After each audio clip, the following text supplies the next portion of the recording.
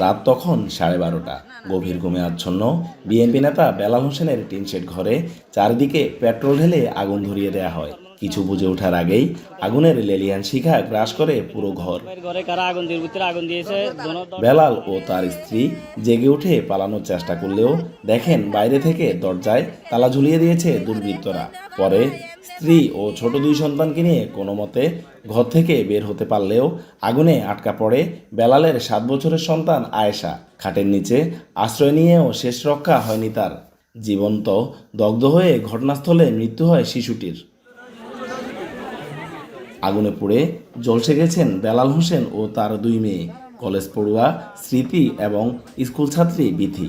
স্থানীয়রা তাদের উদ্ধার করে সদর হাসপাতালে নিলেও অবস্থার অবনতি হওয়ায় স্মৃতি ও বিথিকে দ্রুত ঢাকা বার্ন ইউনিটে পাঠানো হয়। চিকিৎসকরা জানান স্মৃতির শরীরের 80% এবং বিথির শরীরের 30% পুড়ে গেছে। তাদের অবস্থাও আশঙ্কাজনক। এক সাইডে যে আশ্রয় নিচ্ছে কিন্তু দুইটা বাইর করতে পারছে। পুরা ঘরে তৎক্ষণাৎ আগুন লেগে গেছে। পুরা মানে 5 মিনিটের মধ্যে পুরো ঘর জ্বলে যায়। হেতে আগুন কয়ে টকা দিয়ে হেতে আঙ্গর টানি লই তো সকতন মুশিরে বা লাগে না আগুন মুশিরে তন টানি নামাই টইন ব্যাংসে না কি ব্যাংসে কইতে মাইতেন ঠেলি বার করি আঙ্গর বার করে দিছে লেদা গারে আর হোলা গারে হেতেন সব হারিয়ে গেছি।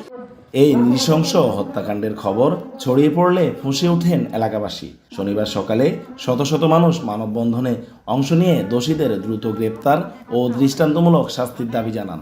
আমরা এই ঘটনার জন্য সুষ্ঠু তদন্ত সাপেক্ষে দোষীদেরকে আইনের আওতায় নিয়ে আসার জন্য এবং 24 ঘন্টার মধ্যে আমরা আলটিমেটাম দেব। প্রচুর আগুন হয়ে গেছে, সব দাউ দাউ করে জ্বলতেছে।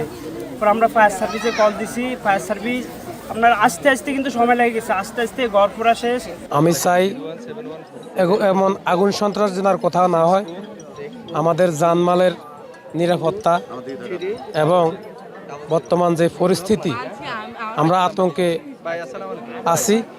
এদিকে পুলিশ সুপার ও সদর উপজেলা নির্বাহী কর্মকর্তা ঘটনাস্থল পরিদর্শন করেছেন।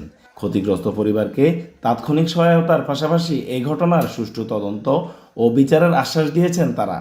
দুষ্কৃতিকারীরা হয়তো করে থাকতে পারে, এটা আসলে তদন্ত সাপেক্ষে আরও স্পষ্ট হতে পারে, এটা আমরা তদন্ত করব। আর প্রাথমিকভাবে সরকারিভাবে আমরা এই যারা এখানে ক্ষতিগ্রস্ত হয়েছে তাদেরকে আমরা সরকারিভাবে যে আর্থিক সাহায্য এবং শুকনো খাবার এবং শীতবস্ত্র আমরা তাদেরকে সহযোগিতা দিয়েছি।